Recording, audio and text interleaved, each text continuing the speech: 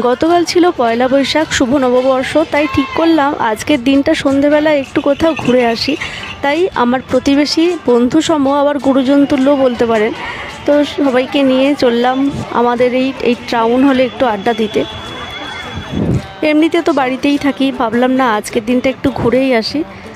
আজকে চারিদিকে গান বাজছে, এসো হে বৈশাখ এসো, দুদিন পরে বলবে বৈশাখ তুমি তাড়াতাড়ি চলে যাও, এত গরম আর নেওয়া যাচ্ছে না, এসো হে বৈশাখ এসো, এত বৈশাখ যা গরম ফেলে দেবে, তখন বলে বৈশাখ তুমি যাও যাও যাও।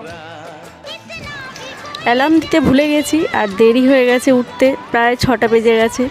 এবার আমি কি করব খুঁজে পাচ্ছি না, সকালবেলায় অনেক কাজ, তার উপরে আবার বৃহস্পতিবার। তো টুকটুক করে কি করব, কাজগুলো সেরে নিচ্ছি। চলে গেলাম ছাদে নিত্যদিনের মতো ওদেরকে খেতে দিতে। সকাল থেকেই আজকে ওয়েদারটা দারুণ ছিল, চারিদিকটা বেশ মেঘে ঢাকা, অত রোদ্দুর নেই, মনেই হচ্ছে না যে অনেকটা বেলা হয়ে গেছে। বেশি বেলা হয়ে গেলে মাথাও গরম হয়ে যায়, তার থেকে এই রকম ওয়েদার হলে বেশ ভালোই লাগে। উঠতে দেরি হয়ে গেলেও কোনো অসুবিধা নেই। তারপর কাজকর্ম সেরে নিয়ে আজকে আবার বৃহস্পতিবার, ফুল তুলে নিয়ে এলাম, গাছের ফুল।